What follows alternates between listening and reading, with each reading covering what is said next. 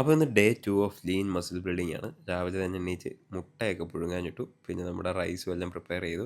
വെള്ളം എടുത്തുകൊണ്ട് നേരെ ജിമ്മിലോട്ട് പോകാനായിട്ട് ഇറങ്ങി. അപ്പോൾ മഴയില്ലാത്ത കാരണം ഇന്ന് ബൈക്കിലാണ് കേട്ടോ പോകുന്നത്. നമുക്കിന്ന് ലെഗ് ഡേ ആണ്. വാമപ്പും കാര്യങ്ങളും എല്ലാം കഴിഞ്ഞതിന് ശേഷം ക്വാഡ്സ്, ഹാംസ്ട്രിങ്സ്, പിന്നെ കാഫ് എന്നുള്ള രീതിയിൽ ഒരു 4-5 വർക്കൗട്ട്സ് ലെഗിന് കൊടുത്തു കേട്ടോ. അതിനുശേഷം ഞാൻ പോയി ഫോട്ടോ എടുത്തു. അപ്പോൾ ഡേ 2 നമ്മുടെ ബോഡി കണ്ടീഷൻ്റെ ഫോട്ടോ എടുത്തിട്ടുണ്ട്. വീട്ടിൽ വന്നിട്ട് ഓട്സ്, ബനാന എല്ലാം കൂടെ വെച്ചിട്ട് നമ്മൾ ബ്രേക്ക്ഫാസ്റ്റ് ഒക്കെ പ്രിപ്പയർ ചെയ്തു.